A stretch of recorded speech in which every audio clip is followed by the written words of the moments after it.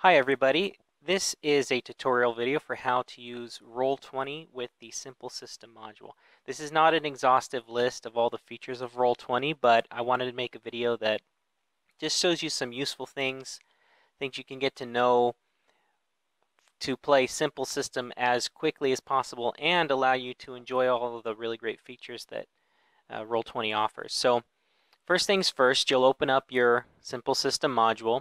It will take you into the map. And just a couple of settings. First of all, if you look over here on this side, this panel here can be hidden just by clicking this little button. Give you a little more screen space there when you're not using it. But you can go here under settings and you can change your display name. You can change a lot of things. You probably want to take a look at this and see what each of these things do. But for right now, I just want to point you to the video player avatar size here. I like to put this on names only, partially because I like to use Google Hangouts when I'm playing on Roll20, so it has the video and voice chat embedded and is below the actual Roll20 app when it's open. It also gives you a little more screen space here for the actual maps that you're playing with. And also, here in your avatars, you can go ahead and set your color. Just click that little color swatch and just pick a color that you want to use.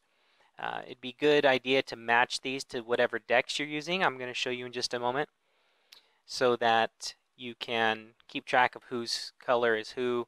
And that's also when you ping the map. If I just hold my left click here, you can see who's pinging and whose color it is that's interacting with the map in that way. Okay, looking at the maps, you can open up the different map panes, or the map pane here to get to the different maps by clicking this little page toolbar. And I guess they refer to these as pages. And you can select the different maps, and you can also see which map your players are currently on, and you can actually switch that. So that's how you move the players from map to map. You can also, let me go ahead and close that. Of course, you can create new maps in there, and each map has settings you can open up and change some things. You can also change the zoom by clicking on this little magnifying glass here. You can change the zoom level to, different levels if you want. And in addition to using this little magnifying glass, you can also use this little slider on this side here. It's a very convenient and fast way to change the zoom level. Also, you might have noticed I've been panning around the map. That's holding down on right click and dragging around the map. That's the easiest way to pan around. My mouse wheel takes me up and down. It's a problem with my mouse. It's a little glitchy. Finally, like I said, you can ping the map. Just hold left click for a moment and it will ping the map so players can get your attention. Also, the GM can actually hold down control, or I'm sorry, he holds shift. Okay, so as the GM, I want everybody's attention here, so I'll hold shift and hold left click, and it will move everyone's map to focus on that point. So that's a useful thing to know. Also, you may notice here that some of my areas are dark. As the game master, I can see everything that's underneath this. I guess they call it fog of war or hidden areas. But I can click this little eye tool here and go to reveal areas, and then drag and actually reveal areas. And the players will not be able to see what's underneath these hidden areas until you reveal them. So in some of the maps, actually I think in all of the maps for the module, I have some areas already pre-hidden, and you'll have to reveal those to your players as they uncover them. Finally, I'll go ahead and open this back up. You can see this is the jukebox here. this little button here. So if I click on that, and actually I want to go to the Nightshade Club map. Oops.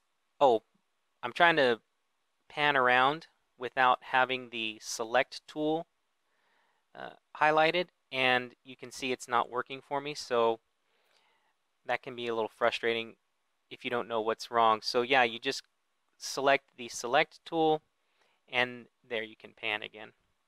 So I'm just going to zoom out a little bit. Now, the jukebox has some music I've already preloaded in here, and of course you can add tunes. You search for either sound effects or background music using the SoundCloud service. It's pretty neat. So I found a couple things, and so when you're here in the Nightshade Club, first of all, here's the crowd that you'll hear in the background. Give that just a second to load. Okay, and you can turn that volume up or down if you like. And then there's a little bit of music going on in here.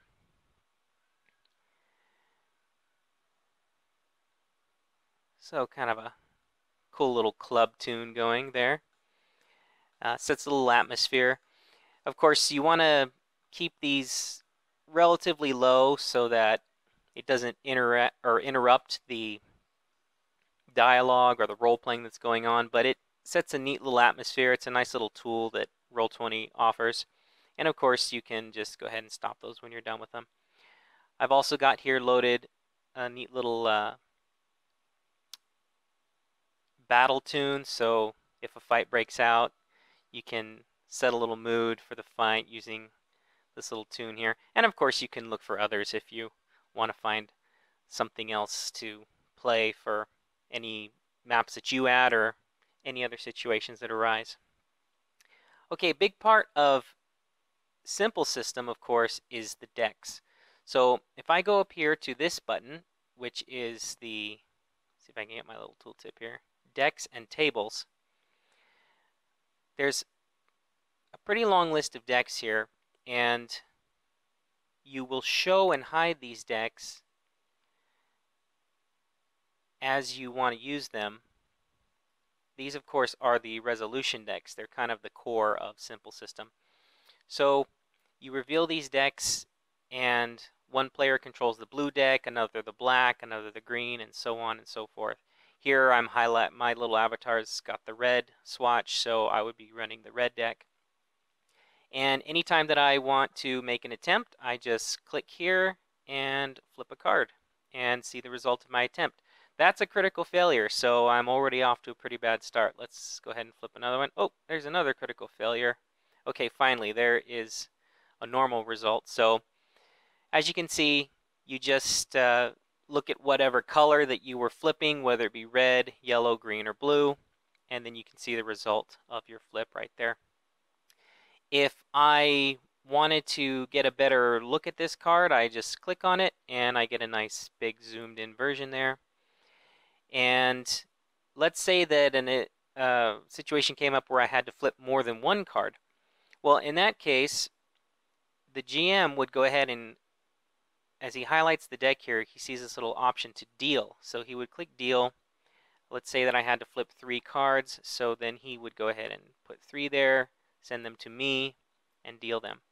And here they've appeared above my name. So I'll click on that, and I can see each of the cards that I flipped in that attempt. And I'll pick the best one. In this case, it would be this one here. And I'll go ahead and drag that to the table, and everyone then can see my result. And close that up. So again, you can click on that card. Now, any image that's on the table, here's a little tip. You can press Z, and that will bring up a zoomed in version of that image when it's on the table. And then just click anywhere to exit out of that. Now, I've still got a couple cards in my hand. I've still got this one on the table. So what the GM will want to do then is go to recall and recall the 2 in my hand and recall the 1 on the table after that's all been done. Then, of course, you flip cards to see your initiative. Okay, so I flipped 27. That's my initiative number. So then when you go over here to the turn order tracker, you'd have to have tokens set into this, but then you'd enter in that 27, and that's how you'd keep track of your turn order there. using the cards.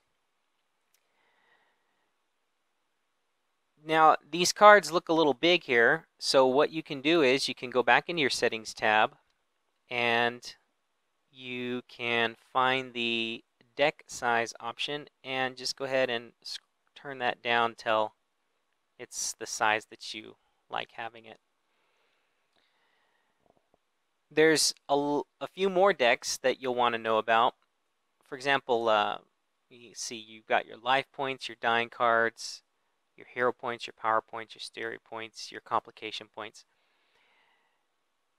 And you can see as I showed those decks, each of these little icons appears here in the decks column. Let's say, for example, that my character has 5 life points. So the GM would just highlight the life points deck, go to deal 5, and then send them to me. And then you can see above my name here appears the number of life points that I have. I can open this up, and as I'm losing life points, I can just drag them to the table, or the GM can just open my hand and take them. To take a card, you just open the... Oh, we'll get to that in a minute. To take a card, you just open somebody else's deck and click on the card and click take. Left or right click, I can't quite remember right at the moment. But that's how you...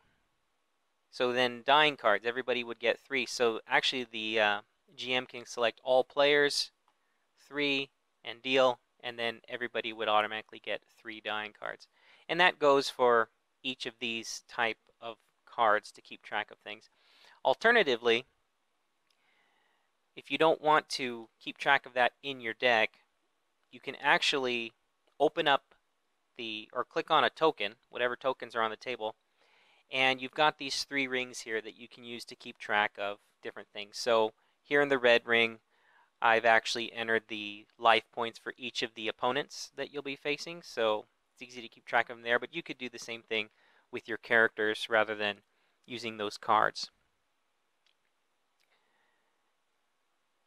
Now, tokens. You can... I've already got a number of tokens loaded into the campaign, the module here. But for your player tokens, you can go here to the art library. You can search for all sorts of different things. Let's say you just wanted a random warrior. So you just open that up or search there, and you see all kinds of neat options that your players can just drag out onto the table. And as soon as it loads here, there you go. Okay, and you've got your little token there. Let me zoom in a little bit. There you go. And of course, they've got these handles here so that they can be... Oh, let me zoom out just a little bit. The handles here so they can be rotated. You can select the tokens and again modify each of these little fields. You can set an aura for them, which is a colored area that surrounds them. I believe it is by default round. Yeah, there you go. So he's got a 5-foot aura around him. And then you could change it to square if you wanted to. You can set several different auras there. You can also, whoops, let me turn that off. Okay, 0. You can also set a tint color. So let's say he got covered in slime. Okay, now you can see, whoop, I didn't quite turn that aura off. Okay, leave that empty to turn the aura off. There you go. Okay, but now you can see he's slimed. He's got that green hue to him there. So that's another interesting thing. You can also open up this little tab here and set all sorts of little status markers. Let's say he got caught in a net. Whoop. So then you can see there that he's entangled. Or let's say he was just incapacitated during combat or something. So those are your tokens and some interesting ways to move them. Another really cool tool is you can, of course, drag them around. There's already a grid set up, so they'll snap to grid. You can actually use little handles here to resize them, and again, it will snap to grid. But both with movement and resizing, if you hold the Alt key, you can actually set custom sizes. And then if you're not holding Alt, again, it will snap to the grid. Also with position. If I want to put him right in the middle of these squares, I just hold Alt. Whereas if I'm not holding Alt, he'll automatically snap into one square or another. Lastly, if you're moving him around, you can use the space bar to set waypoints for him.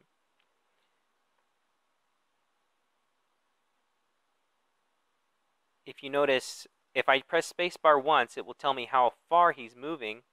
If I press spacebar again, it will actually set a waypoint. Every time that I tap the spacebar, it sets a new waypoint for him and moves him along that path. And the other players will actually see him move along that path. It's a pretty neat little effect that you can do. You can also, let's say, for example, you want to make a few more of these. As the GM, you want to make a few more of these opponents. You just copy and paste. And there you go. You've got another opponent ready to go.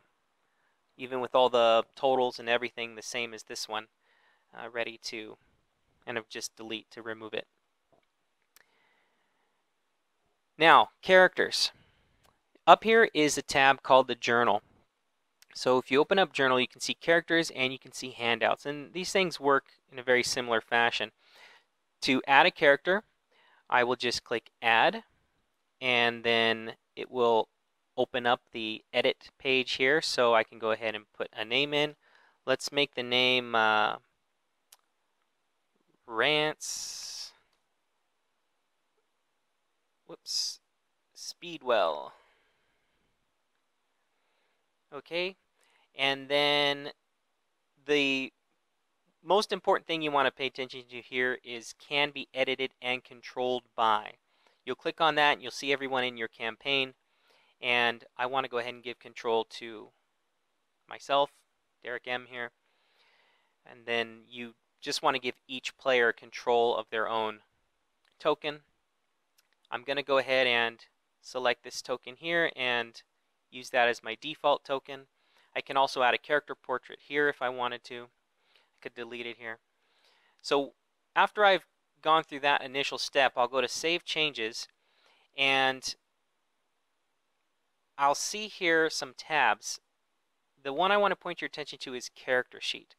This is the Simple System character sheet, and it's been built in Roll20 for use in Roll20, and all of the fields can be filled out. So here we go. Rance Speedwell. He's tall and handsome. Let's say he's a con artist, and his goals are to get rich. What else? So select a gender if I wish. I can go down here, skills, traits, powers, inventory. I can fill all that out as normal. Let's say his first skill is he's got the con artist skill since he's a con artist. And for one of his traits, we'll say he selected greedy. I'll show you those things in just a moment. But down here to fill out the abilities, I can either put numbers in these columns, and you see it automatically updates, or I can just go ahead and select the columns. So since he's a brand new character, all of his abilities start at 0, but he gets to buff 2 of them to +1. So let's say his intelligence and his perception, he's going to buff to +1. And then he gets to set 1 to +2. So of course his charisma as a con artist. So as you can see, as I select each of these options, it automatically updates the totals over here. And then I can go over here and just use these little formula to fill out the rest. His speed will be 5, which is the default speed for all characters. Let's see, his build plus his resolve. So he has 0 power points if he had any powers, depending on what kind of setting we were playing in. His defense will be his agility plus his perception, so that's at 1. And then his life, his build, and his resolve, both at 0 plus 3. Whoops. So there you go. All right, now we've got our full character created here, and the sheet filled out and everything. Now I could go ahead and close this, and then I can go back here and open it up again. But it's very convenient just to double click, and you see it's minimized. You can place it anywhere on the screen that you want. And then the next time you need to access your character sheet, you just double click it again, and you can get right in it.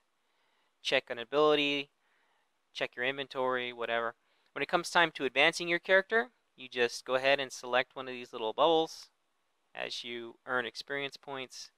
And once you reach 2, then you go ahead and you get to level your character, add a couple skills, ability points, whatever. Again, double click to minimize that. Now handouts work pretty much the same way. I can open up the handout, and here I've got this character Drake that meets the players quite early in this sample campaign. If I want the players to see this, then I can open it up and click Show to Players.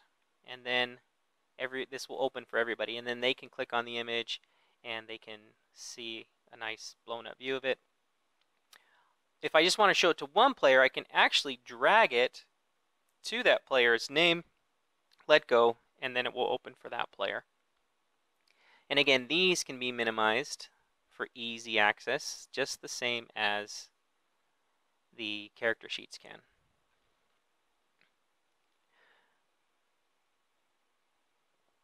Okay, I want to just show you one last thing with the decks. So whenever you're not using specific decks, you can just go ahead and hide them.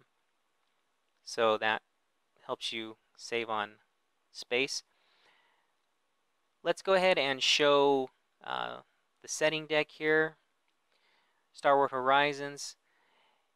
Now, if you notice, when I have these decks opened, there's the option here to choose. So your players can actually go in and click this choose button, and then they can see everything that is in that deck.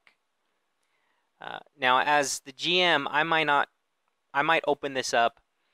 I don't want them to see all the items in the game, but I want to give them something. So I'll open that up, and this Brawler's Axe here, I'll just go ahead and drag that down to the player, and you can see here he can open up his hand, and he can see each of these cards. I'll go ahead and give him a grenade as well. Okay, so now he can see these cards in his hand, and if he clicks on them, then he'll get a nice big blown up image of that card so he can see exactly what that card is, what it does. So he's got his inventory right there in his hand. Go ahead and open this one up. All right, and now that's if I wanted to give him cards myself. I can just drag them to him as the game master. He could also, let's say in character creation you're choosing skills, the characters can choose this choose option, and then they can open up each of the skills in turn and see what they do, and go ahead and choose a couple that they want. Oh, okay, charge skill, that seems pretty useful. If I've got my axe, and I'll take that one, slippery target. And then a couple of traits. Let's go ahead and choose these traits. Let's say that each player selects 2 skills and 2 traits at character creation.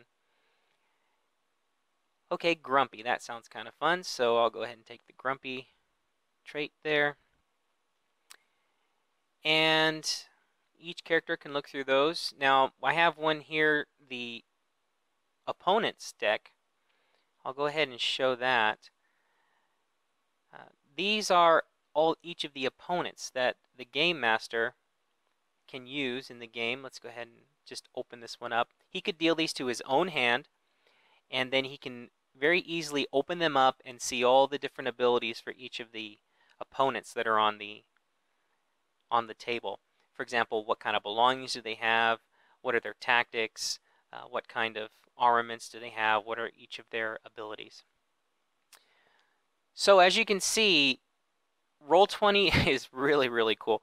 As a matter of fact, if you're a subscriber, you can even get some pretty neat stuff like this for use in your games. Also dynamic lighting and things like that. I haven't delved too deep into that stuff for this sample campaign, but Roll20's got a lot of neat tools. It's a great environment for Simple System. You can see what everybody's flipping here, and the deck mechanics have really made it a lot of fun to play Simple System using Roll20. And I just wanted to go over a few things so that you can jump right in and get the most out of your games. Thanks everybody, and I hope you have fun, and feel free, please, to go to my forum and leave any questions or comments that you have. Oh, I got a new one. I'll look for it. Oh, looking for group on Roll20. So there you go. That's encouraging. You can look for games here. You can ask questions about rules. You can look at the discussion about upcoming products and things other people are planning to make for Simple System that will no doubt find their way to Roll20 very soon. And just leave your comments or stories about your games in Roll20. We'd love to hear those kind of things. So that is simplesystem.freeforums.net. And we'd love to see you participating there. And I'd love to hear how you're enjoying your games using Simple System. Okay, everybody, thank you very much. And I'm going to stop the video now. I'm going to quit rambling. And we'll hear from you soon.